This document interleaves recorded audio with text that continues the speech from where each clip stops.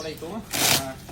Night shop থেকে রেগুলারই আমাদের কাস্টমার আসলে ভিডিও দেয়। তো আজকে আমার নিজের বাসায় মাছ এসেছে, তো 2 বক্স মাছ আর কি। তো আসলে সবগুলো যে আমাদের বাসায় খাওয়ানো বিষয়টা এমন না। রমজান উপলক্ষে আজকে এক মাদ্রাসায় যাবে মূলত। তো ভাবলাম যে আসলে কাস্টমাররা রিভিউ দেয়, তো দেখি যে আসলে নাইট শপের মাছের রিভিউ আমি নিজে দিতে পারি কিনা, যে আসলে কেমন মাছ আসে আমাদের নাইট শপ থেকে।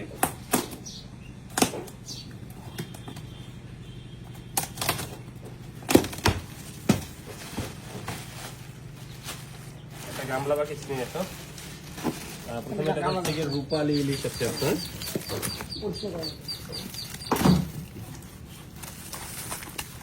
যেটা আমরা টেম্পু ইলিশ বা হচ্ছে গিয়ে আপনার পোজা ইলিশ বলে অনেকে চিনি। এইটা ইলিশ আছে আপনার প্রায় এখানে 20 কেজির মতো, যেটা মাদ্রাসাতে যাবে, এদিন মাদ্রাসায়।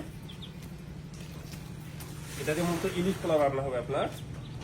তো আমাদের কাস্টমাররা আশা করি এরকম মাছই পায় আর কি, যেটা আমাদের এখানে এসে গেছে প্যাকেজিং আনবক্স করার পর।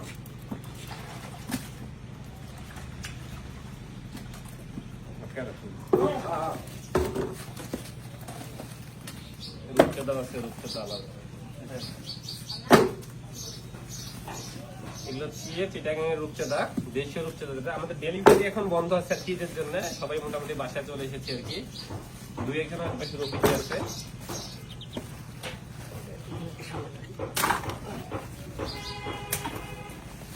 ঠান্ডা তো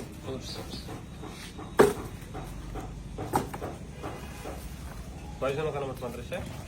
100 জন।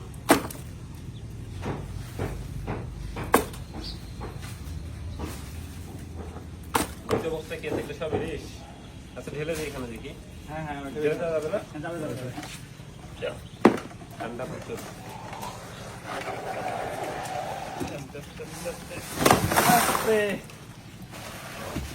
সবগুলাই রূপালী ইলিশ স্পটে। কি বিষয়, সবসময় তো আমাদের কাস্টমাররা আসলে আমাদের রিভিউ দিয়ে গেছে। আজকে আমার নিজের বাসায় মাছ এসে গেছে। এত মাছ আসলে আমাদের খাওয়ার জন্য নয়, আমাদের একটা মাদ্রাসা প্রোগ্রাম রয়েছে, আমরা প্রতিবারই করি রমজান উপলক্ষে।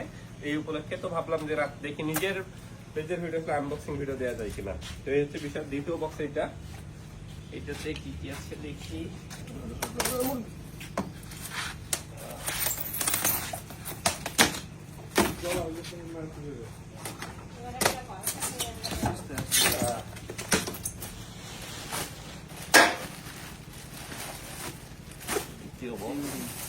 গলদা চিংড়ি, এগুলো ঢালা লাগবে। ইলিশ আছে না, এগুলো সব ছোট মাছ, সব অন্য ছোট মাছ। আচ্ছা এগুলো দেখার দরকার নেই, এগুলো বসার জন্য সব বেশিরভাগই।